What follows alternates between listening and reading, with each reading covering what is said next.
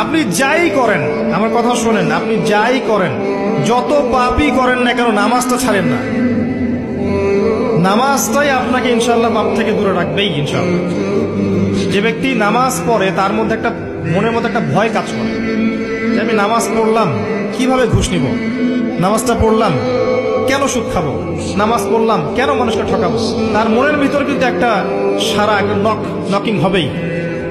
ইন্না সালাতা তানহা আনিল ফাহশাই ওয়াল মুনকার, সালাত আপনাকে সমস্ত অশ্লীল এবং গর্হিত কাজ থেকে বিরত রাখবে ইনশাআল্লাহ।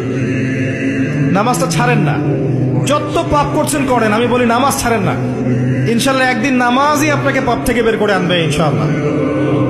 শয়তান আপনাকে হতাশ করতে চাইবে, শয়তান আপনাকে হতাশ করতে চাইবে যে তুই তো গার্লফ্রেন্ডের সাথে কথা বললি, রাতের বেলা পর্ন দেখলি, তুই তো ফ্রি মিক্সিং এ আছিস, তুই মাদক দ্রব্য খাচ্ছিস, তুই কাজে ফাঁকি মারিস, তুই ট্যাক্স আদায় করিস নাই, দুর্নীতি করছিস, তুই আবার নামাজ পড়বি কেন? শয়তান আপনাকে এগুলো বোঝাবে কিন্তু যে নামাজ তো আমার শোভা পায় না, আমি তো অনেক পাপী মানুষ।